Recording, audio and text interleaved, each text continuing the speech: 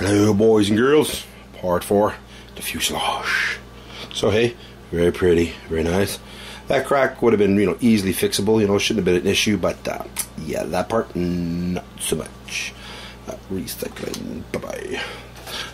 Oh, very pretty, not broken. Very nice. No stickers, but hey, look, not broken. Alright, rigger motor. I've been doing it while I was doing my testing and everything else. I had it turned on and, did the hold it down, vroom, vroom, vroom, very nice. The ESC is working. Remember I was a little worried in case it's cooked, but no, it's working just fine. The Thunder Power battery, like I said, the big dent, well, it'll survive. I'm sure as long as I don't crash again, I'll be fine. We'll talk about that in a moment. The, what is it, the AR6200 receiver with little slave receiver. It came with my DX6i. Plugged into that is the Y connectors that come with the Corsair, and then plugged into that also is my Xtreme servo reducer with whatever adjustment pot. One servo straight and the other one's kind of off kilter. Very nice, very nice. This is my Xtreme battery alarm with LED monitor and speaker. It's you find it at helicopter shops, like, I've been getting mine through mine because I have 1, 2, 3, and one buggered one. I broke it. You see my CX3 videos, you've seen what these are, very pretty. So yeah, I'm gonna see what I can do about this here, adding some lights. I don't think I'm gonna get squirrely or nothing like that. I have an idea for this guy, but I gotta get one more just like him. There's the speaker and stuff. I'm gonna put him in today, but he's not gonna get mounted. Well, he's gonna get mounted, but the lights and the speaker are just gonna get plugged in. Alright, I'm gonna set it up with the system. I'm gonna set it to a certain point on the pot. See, what happens is you adjust this little pot right here. If you have a 2-cell battery, you put the jumper on 2-cell. If you have a 3-cell, you put it on 3-cell. And what I do for initials is I go to halfway between 3 and 4 volts, which in theory should be 3.5 volts, yeah. And then I back up just a little bit, 3.4 volts, I hope for it. And then what happens is as you're flying around, when you start taxing the motor past the battery's limitations, the lights that blink, which is the 3 little ones, stop blinking and they go solid light up. And then this one, which was usually your spot, as you've seen in the nose of my Super Cub, this is the same kit that's in my Super Cub, by the way, and my CX3s. But what happens is the LED spot starts blinking and the rest of these stay light up, and this thing's beeping like a little bugger. So like I said, I'm going to mount him proper, but I'm just going to put the lights in, just plug them in and have them sitting around inside the cockpit here just for now, so I can get a setting of it. And then it's an amazing airplane for the damage that it took hitting the ground. It's amazing. I only have one poo-poo. I wasn't thinking. This mount's very nice. Hey, very nice. Check out the gap. Oh shoot, you can't really see the gap anymore. I hit it with felt pen, but you can see there is a gapage. So I'm hoping that any air that would normally try blowing this off, because it goes through there and down the bottom of those holes, well, that little extra venting shouldn't cause any lift. But I have I'm going to have a little idea, a little bit of security, in case for whatever reason, like say it does lift it, it'll come off, and theoretically it may come off. But I'm trying to figure out if I should have something small that it'll just sort of hang around here and get in the way, or something that if it releases, that'll hang far enough back that it'll be, in the drag of the airplane, go around and around and around and around and around, but not interfering with the flight surfaces, although this is really going to fart with the flight characteristics, but this is missing. But as long as it doesn't, theoretically, I guess if it just pops off, go pick it up. Alright, so I'm going to start putting all this here kit in, and I'll get back to you, boys and girls. God, it's a phenomenal paint. I can't believe it survived that damage. My Corsair came with that modification to the short screw, you know what I mean, right there. But my impact was so severe that I did a whole bunch of damage. Well, I have an idea. I was trying to figure out what I could put in there, because the styrofoam was already destroyed, hey, squished. And light, something quick, paper, right? So I'm just taking a piece of paper.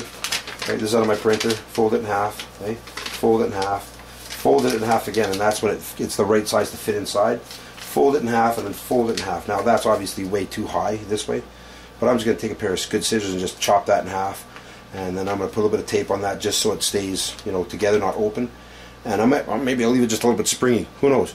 And then, like I said, I'm going to cut it like that, and then I'm going to stick it in there, and I'm going to use a little bit of double-sided tape right there and hold it in place. It's going to restrict a little bit of airflow down there, that's for sure. It's going to restrict a little bit of airflow down there, but not a whole lot, I don't think. Okay, we had to lower the view for this one. To get the tape in, I'm cheating. Hey, some of that splice tape, and just put on a screwdriver. Just touch it just a little, ever so much, so it's not curling. Hey, this is the technique I figure I'd be working the best. get one finger in there somehow. There we are. And you just get this to where you pretty much want it, right? Get that finger, pull the tape off, secure the tape, boom.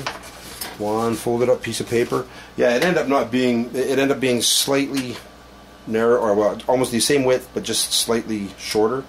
So it should safe, it should be safe in there. That's got a nice buffer now. So I mean, if I do ever nose it again, at least in theory, the battery won't blow up.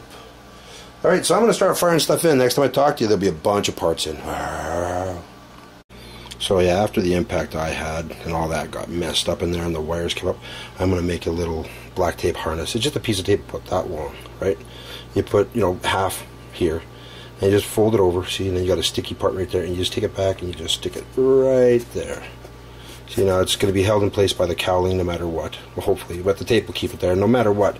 This stuff ain't coming anywhere near the turny bits. Alright, anyway, so that was a little update, but alright, so the only repair I actually did is the ones I showed you on the bottom.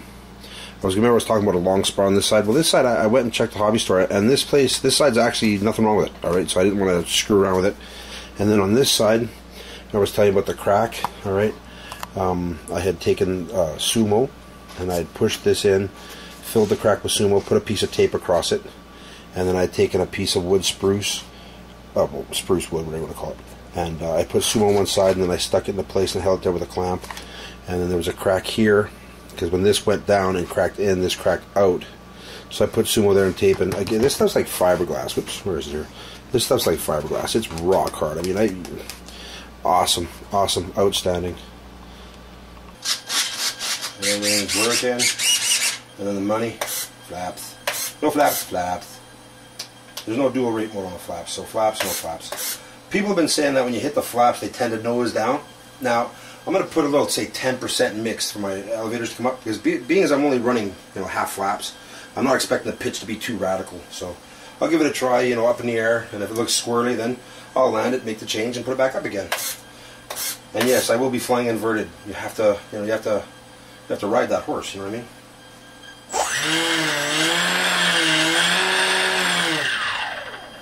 I think we're ready to go flying. I'm going to throw a fresh charge. I've been using this battery for all kinds of testing and everything else. I'm going to throw a fresh charge up in this here biatch, and this sucker's finished, baby. We're going to be taking this sumbitch up in the air. It's, say, 8 minutes to 8. I figure by 8:30 there'll be fresh video for flying. Yes, there will. Again, thank you for watching my repairs. I know I'm a babbler. I sing the praises of Sumo. Again, I eat certain fingers, your mods for flaps and stuff, man. Show it easy. Shows how easy it truly is, man. Proper tool for the proper job. Dremel with the stone, Sumo, some spruce. You get it done right. People keep saying servo buzz is servo buzz. That bugs the shit out of me. But it is what it is. Again, thanks for watching, everyone. Let's hope the next one's not so ugly. The next fight, that is. Oh, hey, forgot, hey.